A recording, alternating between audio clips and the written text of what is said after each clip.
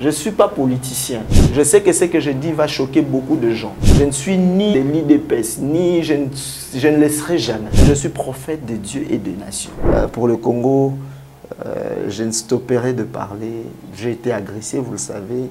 Je représente maintenant un danger parce que je dénonce, je dévoile tout le plan de l'ennemi. J'ai dit dernièrement, il n'y aura pas élection en 2023.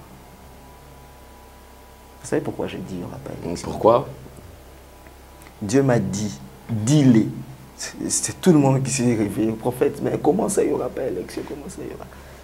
Parce que le plan de l'ennemi est qu'il n'y ait pas élection. En fait, maintenant, vous allez remarquer, le discours du voisin, il dit, non, toutes ces histoires, des guerres-là, ils sont en train de faire ça parce qu'ils ne veulent pas qu'il y ait élection.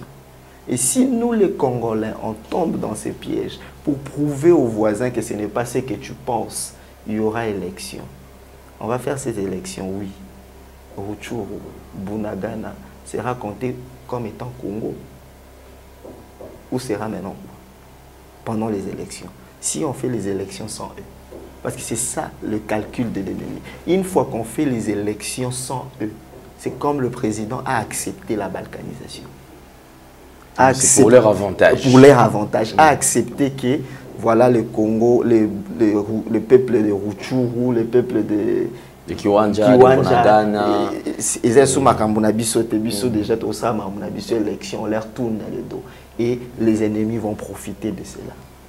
C'est pourquoi j'ai dit ici au début, il y aura les élections, oui, dans ces pays. Quand, je ne sais pas. Mais ces élections, il n'y en aura pas sans eux. Parce que le piège de l'ennemi, c'est ça. Aujourd'hui, on peut se dire politiquement, non, le président, allons voir, il faut élection. Comment on appelle ça? Calendrier électoral et lobby boy. Oui, mais il faut faire un choix entre les élections et la balkanisation du pays. Vous choisissez quoi? Les élections, ce sont des affaires internes. La balkanisation, c'est une guerre avec les étrangers. Maintenant, vous choisissez quoi, Papa Alain? Moi, je suis un homme spirituel, je ne vois pas les choses comme vous. Moi, je vois les choses qui arriveront dans 5 ans, dans 2 ans, dans 3 ans. Nous, nous voyons juste qu'il y ait élection, le président Félix doit partir ou doit être réélu. Non, c'était 5 ans, oui. 5 ans, oui. Nous sommes d'accord. Là, c'est les yeux humains. Miswabo moto. Mais maintenant, admettons qu'on fait les élections sans eux. Qu'est-ce qu'eux deviennent? Le président qui sera voté sans eux. Et seront toujours leur peuple. Et seront toujours son peuple, pardon. Vous voyez? Il y a le quoi, Soza Mobali a Tembe.